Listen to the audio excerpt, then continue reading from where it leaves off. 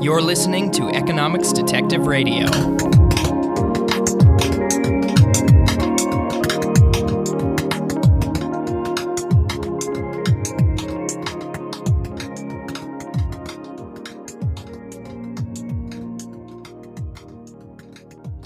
My guest today is Russ Roberts of Stanford University's Hoover Institution. He's the host of EconTalk.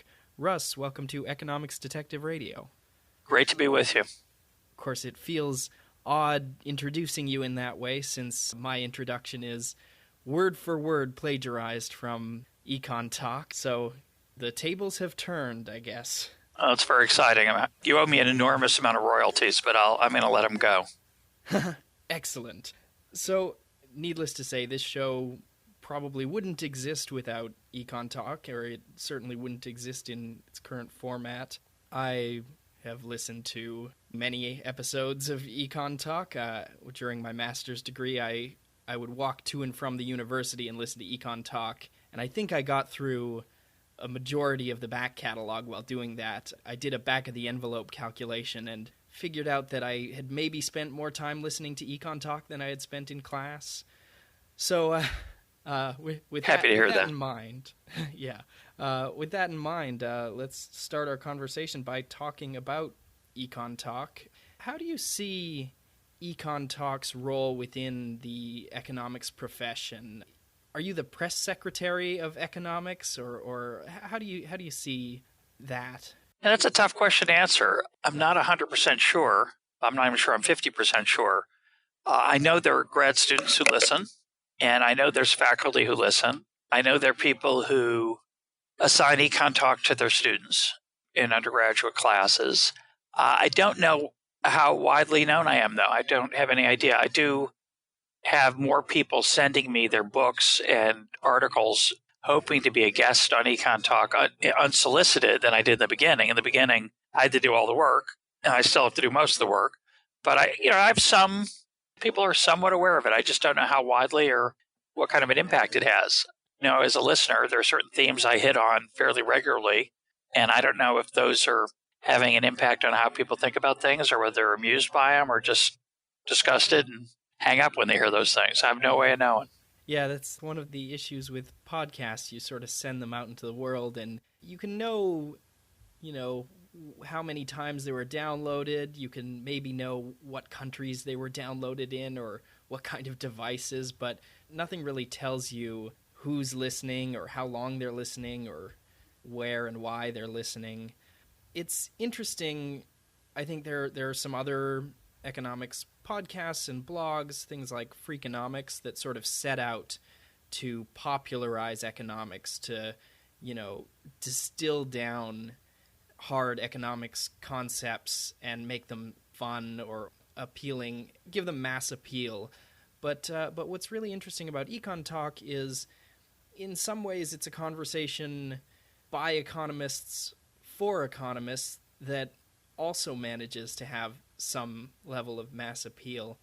In some ways, the economics profession has grown so much that it has so many subfields now that it's not enough to just be an economist to know everything that's going on in economics, and it's really helpful to have something like EconTalk that people can listen to hear about the topics outside of their specialty areas. Do you see yourself as sort of helping to spread information amongst economists? To some extent, although over the years I've gotten, I think, less interested in what I would call formal economics or even applied economics and economics in a larger context. So if you go back to my archive, the archive goes back to the beginning, which is 2006. So we've got something over 600 episodes that we've recorded and have put there. And after a certain amount of time, pretty short amount of time, they're all about an hour or longer. There's some early ones that are shorter, but pretty early on, I decided to talk to people for about an hour. And in the early days, I was interested in interviewing economists about their research and trying to make it understandable to a general audience. And, that was of some interest to people. And then the financial crisis of 2008 hit, and a lot of people who had little or no interest in economics suddenly got interested. And so there was a lot of interest in EconTalk and other places that people could go get information. things people could read, listen to, watch. So in the early days, what I was doing there is really just trying to popularize what people's views were or their research had found. And as the program has matured and as I've gotten, my interests have changed somewhat. I think if you look at the archive now, in the last, say, 12 months, there's a lot more diversity outside of formal economics. I still have a fairly large listenership that would be happy to have every week be on monetary economics or Bitcoin, but those aren't of such interest to me anymore. So although we've done quite a few on monetary economics and quite a few on Bitcoin, to do another one, I'd have to have something I thought I was going to learn that I hadn't learned before that might be worth talking about for an hour.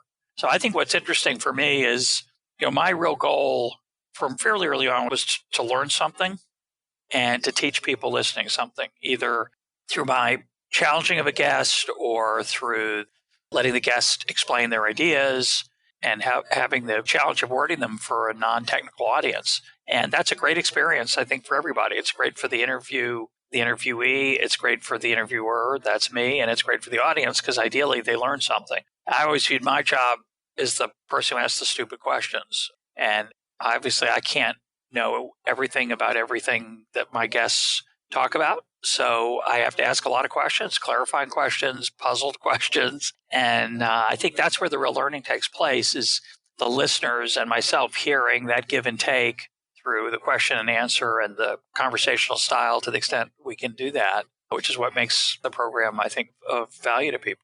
Yeah, I agree totally that there's a sort of Socratic method going on with asking more and more probing questions to get down to some really interesting insights in a lot of your episodes.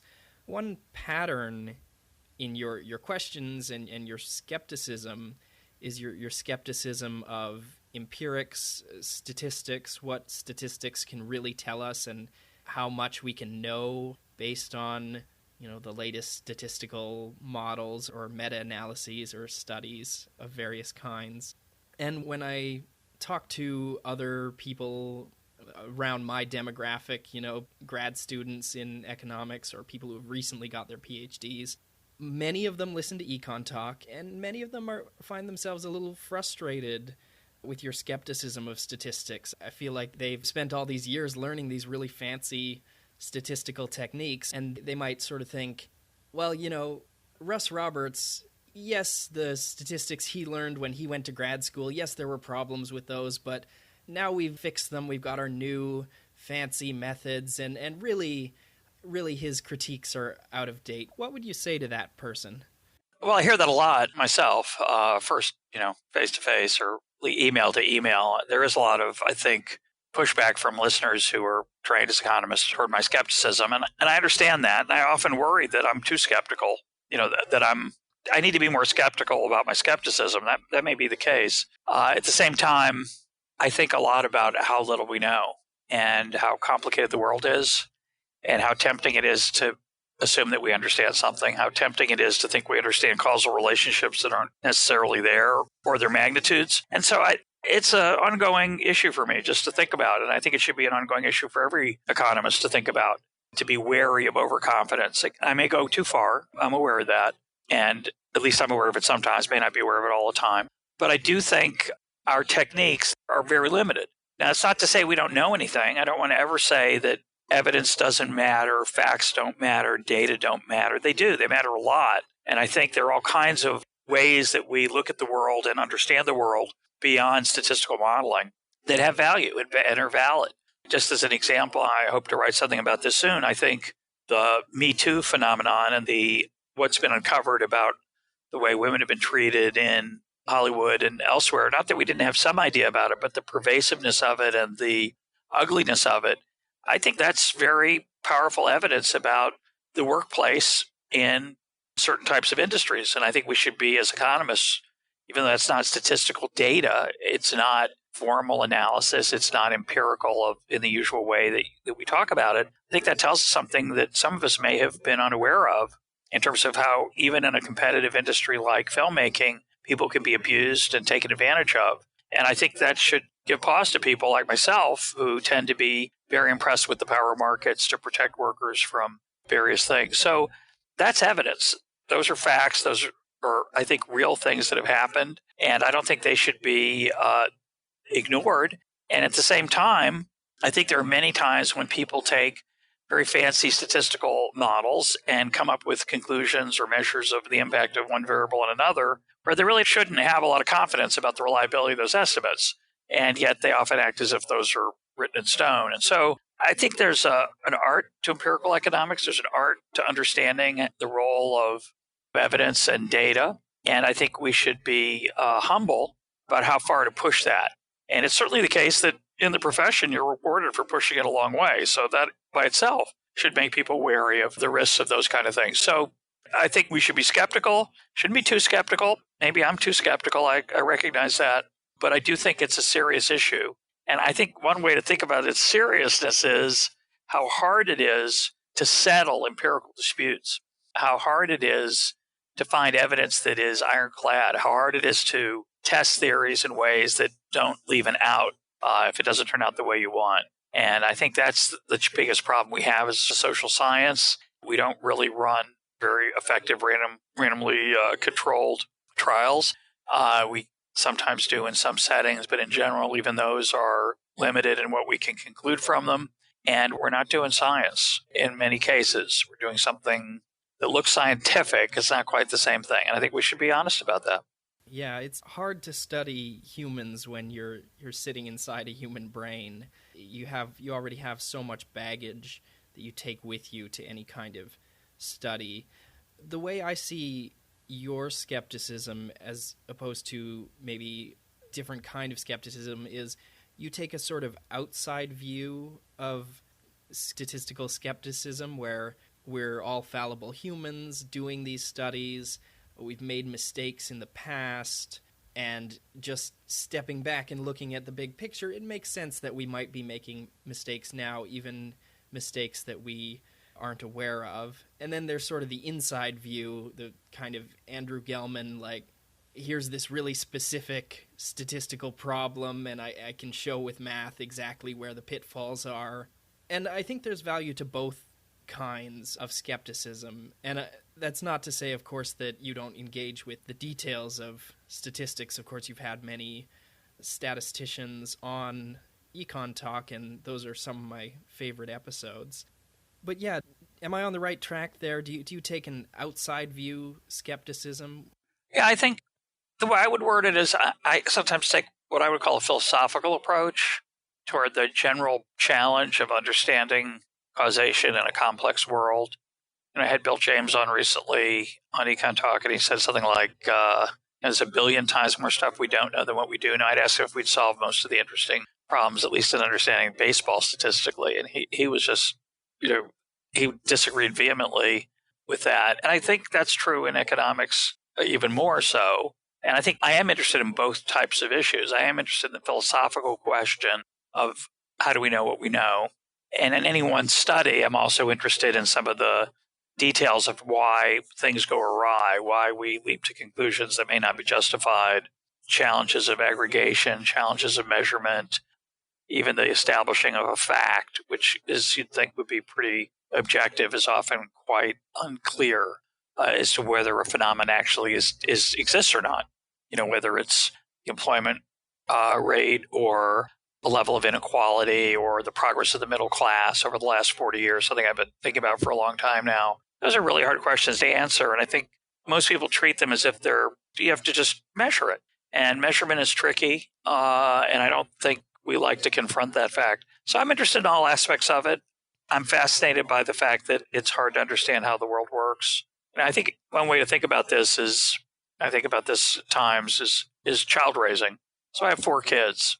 I have some empirical evidence about the relationship between parenting techniques and outcomes, but I know nothing about parenting. I have some very basic regularities that I've observed in my relationships with my children and watching other people parent their children, but no one would pretend that parenting is a science. And sure, there's a lot of studies of parenting. I'm sure, I don't know the literature, but I'm sure there's a rich psychological literature on rewards and punishments and being lenient with your kids versus strict. And people try to measure those things. But I think most parents understand that when you're in a crisis with your kid wants to do something you don't want them to do, or you're not sure it's good for the kid, or it might be good for the kid today, but you're not sure it's good for the kid tomorrow. We understand you can't look that up in a book. If you look at all the books on child raising, there's some value to them. I own many of them. I learned something from a lot of them, but no one would pretend that it works all the time with every kid. And yet, a lot of people in economics are pretty confident that certain policies work every time with all kids. And I think we should be honest about it, that it's more of an art than a science. Right. And what's refreshing about your take on these kinds of things is sometimes people say it's more of an art than a science, and then turn around and push their particular painting. Interpretation, right? It's more an art than a science, therefore this very specific conclusion is correct, which of course is more self-deception than a honest and humble sort of way of looking at the world. And I've had a lot of really smart people on my program, people a lot smarter than I am, and when I press them with these kind of concerns, many of them will say immediately, oh, of course, oh, no one would, we should never be, overconfident or confident even. Of course, it's always an incredible amount of uncertainty, and we all know that. And yet that's when they're on EconTalk. When they're out in the world and they're interviewed or in a different setting, that we get more confidence. So it's an interesting phenomenon, and I encourage everybody to think carefully about how ignorant we are. I think, the 3 words "I don't know" are 3 of the best. That's one of the best phrases to add to your toolkit. And when you're younger, I used to find those 3 words very hard to say in a row. I don't know. So as you get older, you find it's easier to say. And I think that's a good thing. Yeah, of course that applies to everyone except me because I know everything. Yeah, good for you. Yeah, you're lucky. But to the listeners, I'm sure it's very useful. Yeah, it's good for them, yeah. So we're recording this in February of 2018, and your most recent interview was with Brian Kaplan on Case Against Education. And you said to Brian, you complimented him for being a very honest person, and you said that it's a rare trait in the economics profession. I want to press you on that. In what way could economists be more honest? I mean, surely they're not all going around telling scandalous lies or deliberately misleading people. Well, a few are. Not many. Most people have good intentions and are doing their best. And I don't know if Brian deserves that compliment, to be honest. I knew him fairly well as a colleague at George Mason, and I've interacted with him a number of times outside of EconTalk, so I have some idea of what he's about. And I think if you could show Brian that his work was wrong, I think he would admit it. Not just wrong, but that there were other opinions that he was ignoring.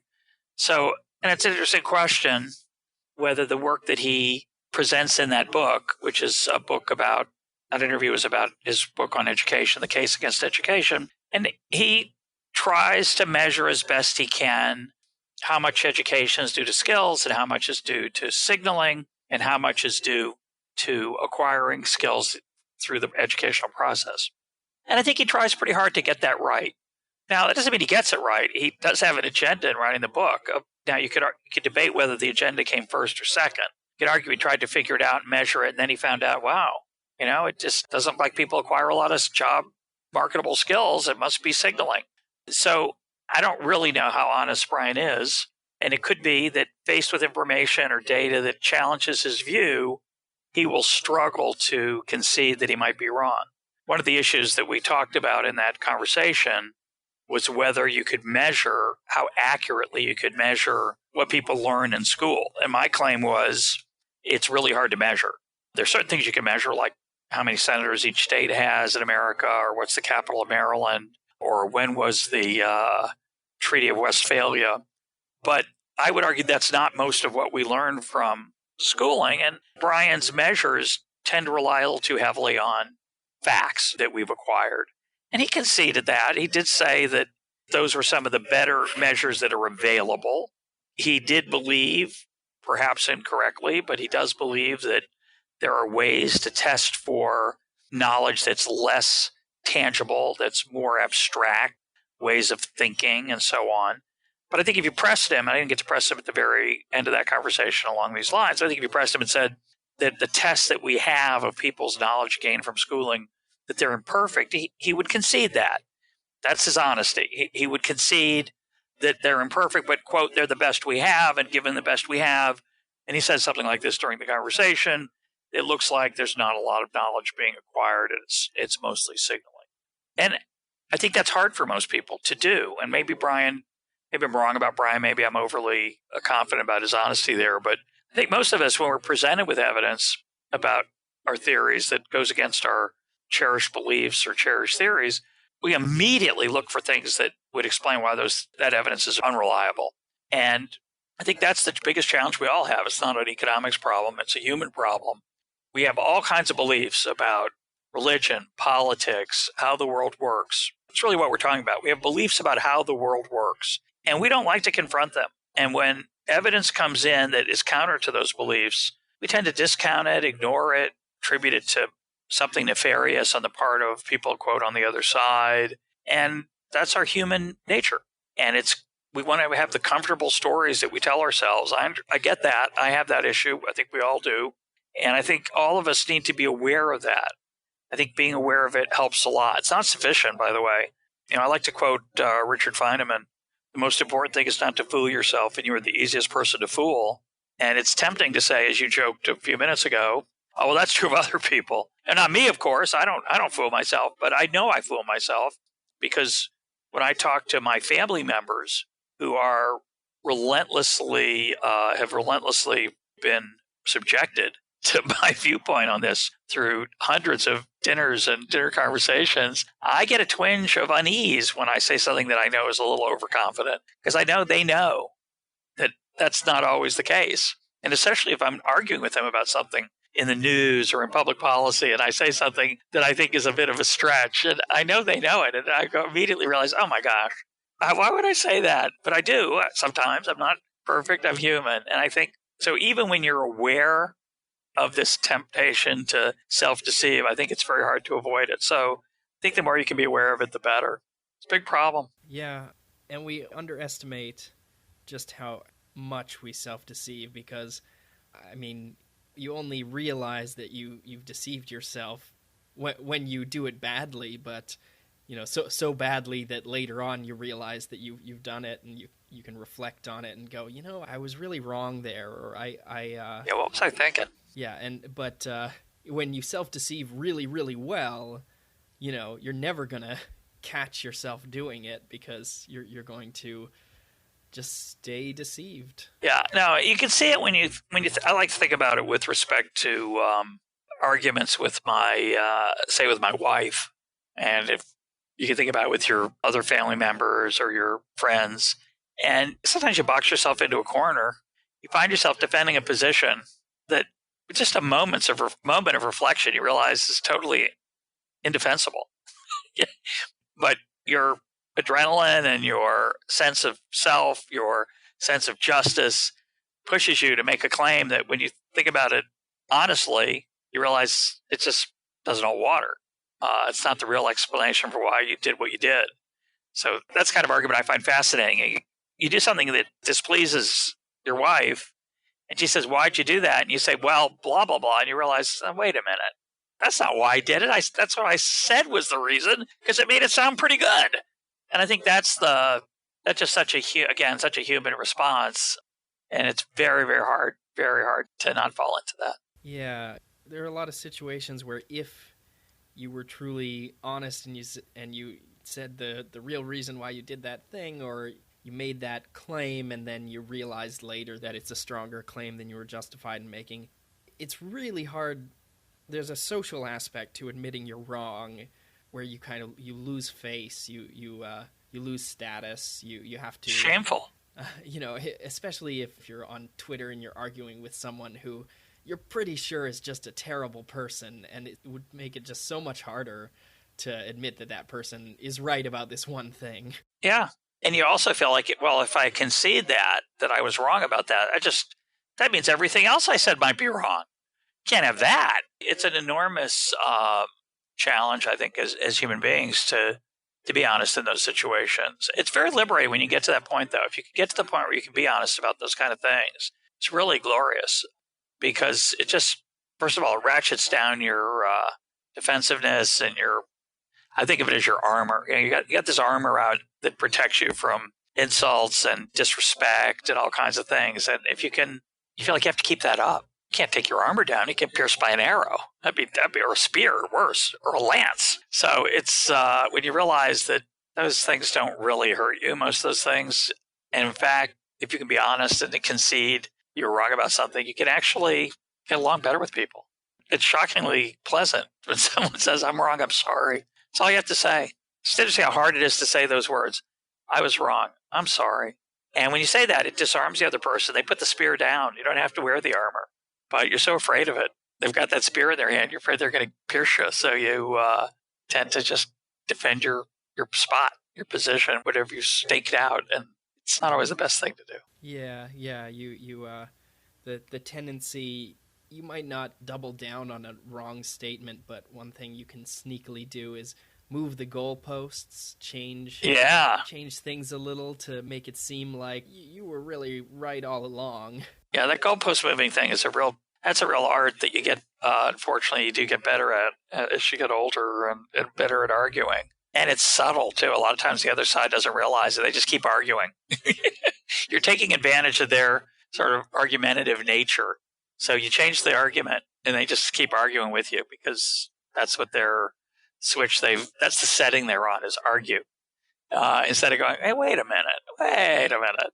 It's hard for people to deal with sometimes. It's a nasty technique. Yeah, there's a sort of naive view, I think, when people first discover science and skepticism and rational ideas and empiricism and all these things, they sort of think, that self-deception is something that dumb people do, or unenlightened, or people who just haven't heard about the uneducated method. Yeah. But the hard thing to admit is that maybe being more educated, maybe being smarter, just makes us better at justifying even the things we believe wrongly. It's true.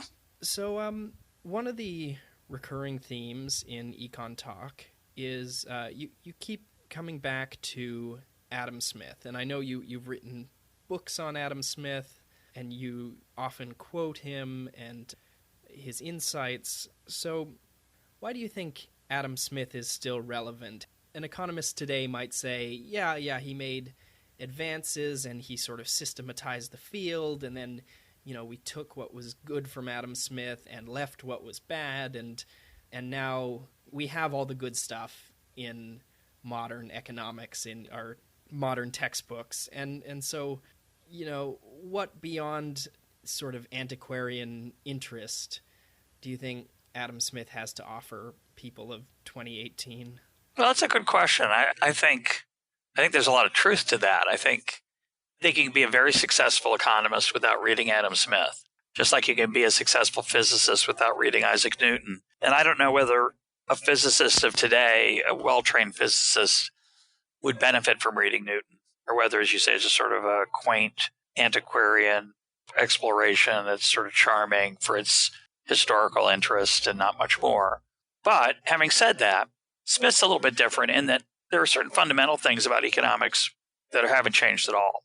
Smith was wrong about things, and certainly you shouldn't read Smith like it's a textbook. You shouldn't read The Wealth of Nations like it's a textbook. But what Smith did understand is that he's right about is the role of divisional labor and specialization in the creation of productivity and wealth. And I think there's a temptation, as you said, to think, yeah, well, we know all that. And in some sense we do, but the truth is that most textbooks don't write about that stuff. They don't talk about it. They don't understand it particularly well, and therefore most students don't understand it particularly well. And I struggle to understand it myself. I've read it a bunch of times, written about it, written articles about it, not just, read Smith and written about Smith per se, but those issues haunt me. Those are really subtle and interesting things. And what Smith wrote about them is just as interesting and valuable today as it was then. Doesn't mean there's not more to say about it that we've learned since then or measured since then. It's not to say that there aren't parts of Smith that are out of date because of the time he lived in, obviously. But his fundamental intuition about divisional labor and wealth creation, or about specialization, those are deep and true, and he writes well, and I recommend reading some of that. Reading the way he describes the woolen coat, how it gets created, a simple worker's coat is the product of the cooperative efforts of a lot of people who don't directly communicate with each other. Now, I can explain that to you, and you go, well, that makes sense. But I think it's not an easy concept to fully absorb and think about and apply in everyday life. And I think reading it in Smith helps you do that. I'd recommend you read it in Hayek also, or in Henry George, who wrote about it thoughtfully, or I recently found a passage in the Talmud that alludes to it. It's an old idea. Smith's not the first person to think about the importance of the division of labor, but he wrote about it really thoughtfully and really well and really clearly. And so it's a useful thing to read that part of Smith. Smith understood the role of why wages differ across occupations, that some are more dangerous than others. Again, that's well understood. But holding other things constant, if a job's more dangerous, they're going to have to offer a higher wage to attract people to be willing to do it. That hasn't changed. There's nothing new about it now. It's absorbed in every decent labor economics textbook. But Smith wrote about it pretty well and thoughtfully, so it doesn't hurt to read it. It's useful to some extent. But I certainly wouldn't say that every economist should read The Wealth of Nations from cover to cover, because a lot of it's dreary, doesn't apply anymore, was wrong, is written in a language that we have trouble accessing because of the jargon of the day was different. So in that sense, some of Smith is useful and some of it's not. Now, the part of Smith that I really love, I like The Wealth of Nations. That what I love is his other book, The Theory of Moral Sentiments, which is the book I wrote a book about, how Adam Smith can change your life. And the reason I wrote that book is that I think almost everything in there is still relevant today. It's his insights into human nature and what makes us happy, what gives us satisfaction. And that hasn't changed much at all since the first edition in 1759 of that book of his. So in that sense, I think Smith's definitely worth reading and thinking about, just like any thoughtful person who has insights into the human condition over the last few hundred years is worth reading and thinking and following. So I think as a theorist, there's not much in Smith that's hasn't made it into modern textbooks, but there's a lot of economics that's intuitive, that's artful, that's I think of as more of a craft. And I think narrative, descriptive passages like Smith's on specialization or why we trade with each other, they teach you something you wouldn't otherwise know. And then going beyond that to his vision of what gives us satisfaction and happiness and the nature of human interaction in his other book, The Theory of Moral Sentiments, I think that stuff is just fantastic. It's a little hard to read, a little hard to, as a summon in 2018, it can be a little bit obscure, some of it, but a lot of it's not. A lot of it's funny and just as funny and just as entertaining as it was when Smith wrote it in the 18th century. Yeah, I mean, I totally agree that there's just a lot in The Theory of Moral Sentiments that is still very valuable today and maybe not fully incorporated into economic theory or behavioral theory even. It's more of a sort of social psychology text. I'm not suggesting it should be. By the way, I'm not suggesting that first-year graduate students or even undergrads should read The Theory of Moral Sentiments if they want to be well-rounded economists. I think it's just worth reading because it's interesting and insightful and thought-provoking. I'm not suggesting that it's an important part of economics, although I do think our focus on utility maximization gets pushed a little too far. But you don't have to read Smith to realize that or to think about it in a thoughtful way either. So, yeah, you mentioned a number of economists, Smith, Hayek, George, and what they all sort of have in common is they wrote, except for Hayek, who sort of straddled this time period, they wrote before economics became really systematized and mathematized. And just my sort of vague, impressionistic view of the intellectual history of economics is that there was a lot of nuance and depth and a lot of really interesting insights and details written out mostly in plain language prior to, the 1950s or so, the mid-20th century. There's also a lot of confusion and errors and Yes. and misguided statements because they could, people could just chat about what they were thinking. So, it's a mixed bag. I don't want to suggest that was the golden age. Well, the people whose work survived that, which are Smith, we're talking about Hayek, who, as you say, was sort of at the cusp of it, but certainly wrote plenty of what I would call descriptive economics or narrative economics. Those are the best ones. The bad ones we just threw out. There were a bunch of awful ones. So it's important to remember that. Yeah, but my impression is we systematized the field and we made it a lot clearer. An equation has one interpretation. You don't have people, you don't have 5 people read the same equation and get 5 different interpretations, but you might have that happen if they were to read a paragraph or a chapter of a long book. But we lost a lot of the detail when we systematized it. And the way I think about what we've been doing since then is building that detail back in to our models, and learning more math so we can incorporate some of the insights that someone like Adam Smith would have had, but would have not had in the same sort of really clear, really systematic mathematical way. So taking something like the division of labor is limited by the extent of the market. You take a standard macro model of the economy, the kind you'd learn in an undergraduate or graduate course. Often you'll just say, okay, assume constant returns to scale, which is basically just assuming away that insight that the division of labor is limited by the extent of the market. That's an increasing returns to scale insight.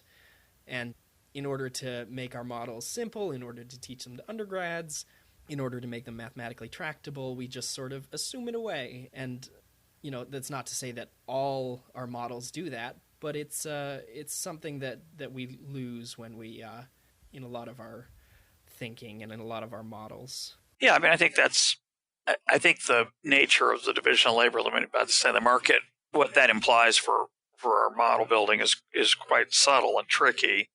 It's sort of related to non-constant returns to scale. I've never really thought about it, and I've never read anything about it. I don't think it might be in a paper by James Buchanan and his co-author Yun, which I haven't read in a while, but I'm sure it's incorporated in some fashion in there. But that's a great example because it's just not obvious sometimes how to enrich what is inherently a stylized picture of the world, right? So a mathematical model is, by definition, a stylized representation of reality. And most people who use mathematical models recognize that. It's not easy to always remember it, but they do recognize it for sure if you ask them. And then the question is, so now how do you enrich that approach? I'll give you an example I think about a lot. Standard model of consumer behavior and behavior generally in economics is utility maximization. And there's an idea that economists have that people maximize their utility, which is an undefined term, really, which means some abstract idea of what we get pleasure from. So we maximize our utility subject to the constraint that we don't have an infinite amount of money. We have a limited amount of money, and the things that we want to acquire have prices. And so there's a limit to what we can have. And we have to choose between those things. And that means there are going to be trade-offs. And when prices change, we're going to adjust our bundle of consumption. And that's the economic model of the consumer. So if you ask, I don't know what year this would be appropriate, but at some point, if you asked economists, is giving charity rational? Is it consistent with utility maximization? They would, at some point, they might have said no. But economists realize that people give to charity, so they have to incorporate that reality in some way into their model. So the way they usually do it is they say, this goes back to Gary Becker, I'll assume people get pleasure from giving to other people. I don't just get pleasure from the goods I purchase and consume or the services that I purchase and enjoy, but I also get pleasure from maybe giving away money. Or I might get pleasure from seeing a person who's very poor become a little less poor. And that's why I give charity. It's to satisfy that part of my utility function. And I'm still maximizing my utility. So that's standard model. And another model related way of incorporating it of something like that would be, how do I deal with the fact that I have children and a spouse, say, who I sometimes have to make sacrifices for? And so Gary Becker also had models of the family where I would put the satisfaction of my children or my wife in my utility function. That would explain why I sometimes would make sacrifices for my kids, send them off to college, which is very expensive, say. And those are interesting, and Gary Becker was incredibly skilled at thinking about those models in very nuanced ways. But I think if we're not careful, we actually start to believe that that's how people literally behave, that they sit around maximizing.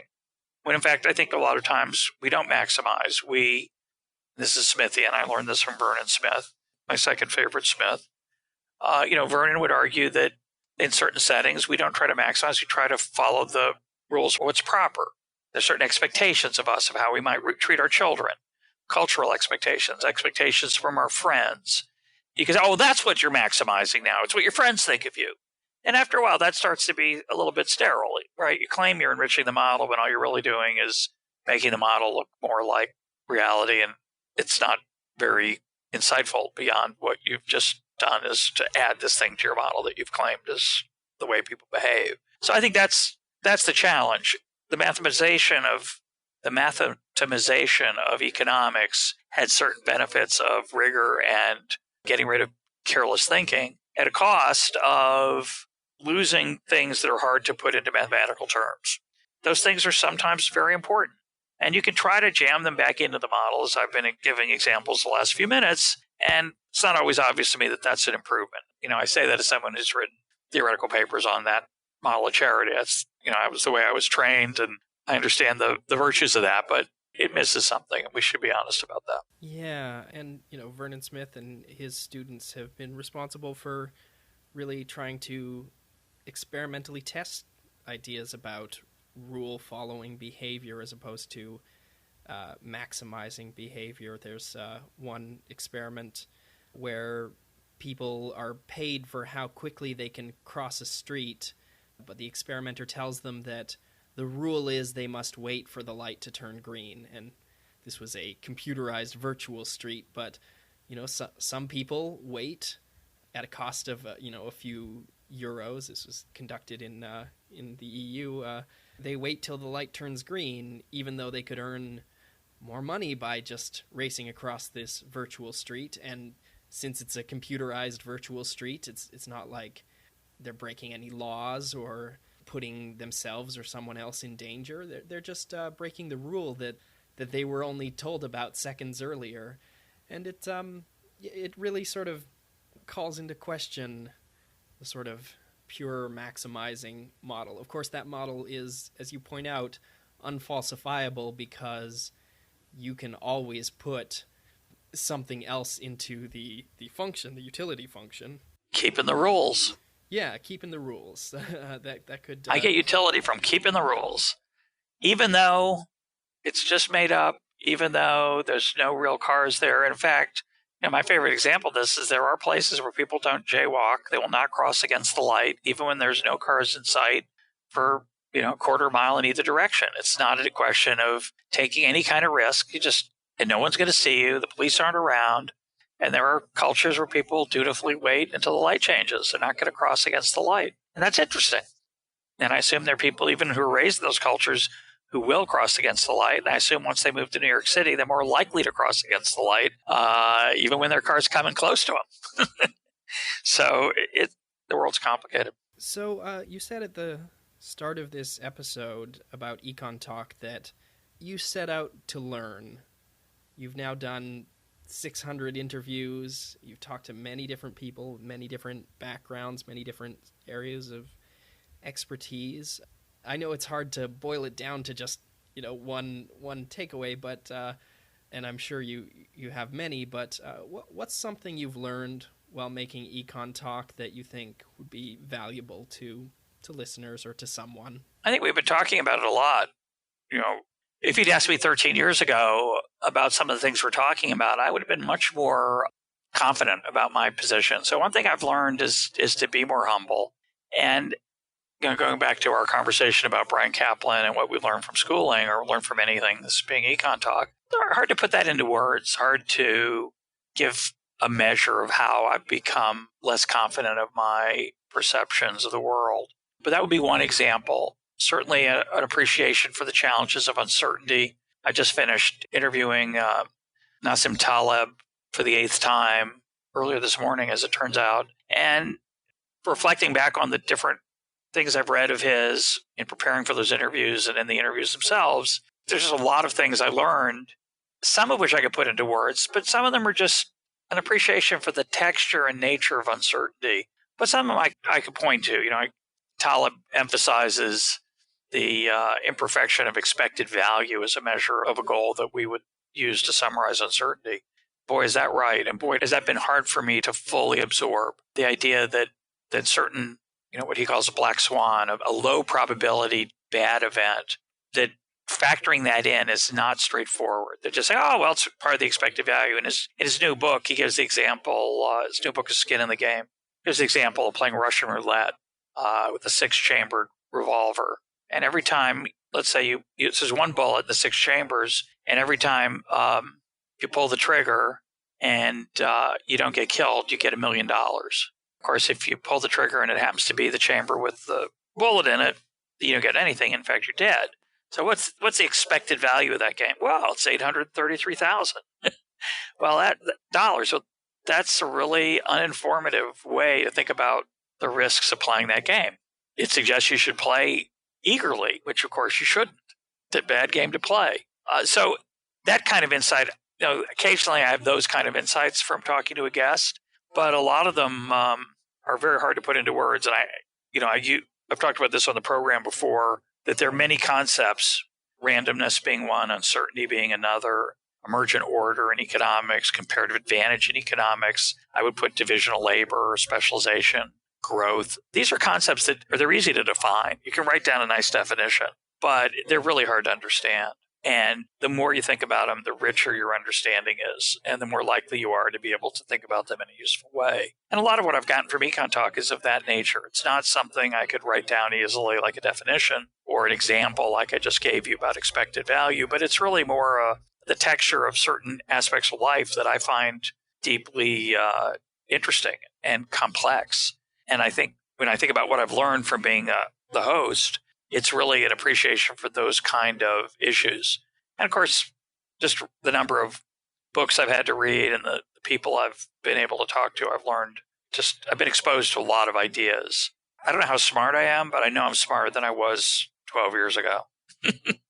And I think I'll get a little smarter still in the future years I do the program until my brain starts to decay, which I'm sure will happen. It will happen slowly. And there's a point where you can't do interviews anymore because you can't remember what you're supposed to think of next. But until then, I assume I'll get a little bit smarter at a decreasing rate. Yeah, I hope we can all keep getting smarter. And I know that listening to EconTalk is one way to keep doing that.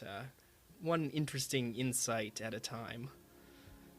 My guest today has been Russ Roberts. Russ, thanks for being part of Economics Detective Radio. It was my pleasure. Enjoyed it immensely.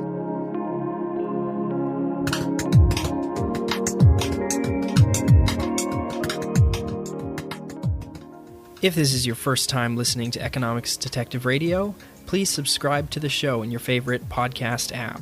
For many of you EconTalk listeners, I suspect this will be the first episode you hear of this show, and if you liked it, I doubly encourage you to subscribe because I release new episodes every Friday, and as I've mentioned during the show, I have a very similar format to EconTalk. I have sometimes similar topics, sometimes different ones, and I think this show would be a good complement to your podcast repertoire, especially if you like EconTalk.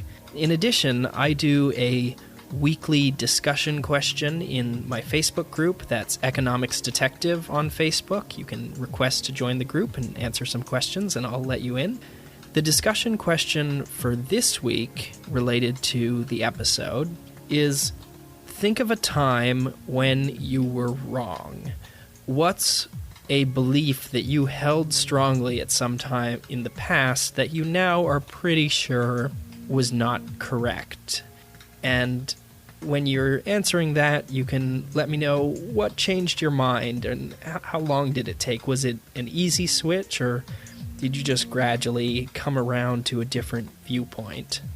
So that's Economics Detective on Facebook. It's a group, a closed group. You can request to join it and answer the discussion question, and I'm sure we'll have a great discussion. I'll be back next week, and if you're subscribed, you'll be able to hear that episode as well. So please subscribe and listen to me again in 1 week.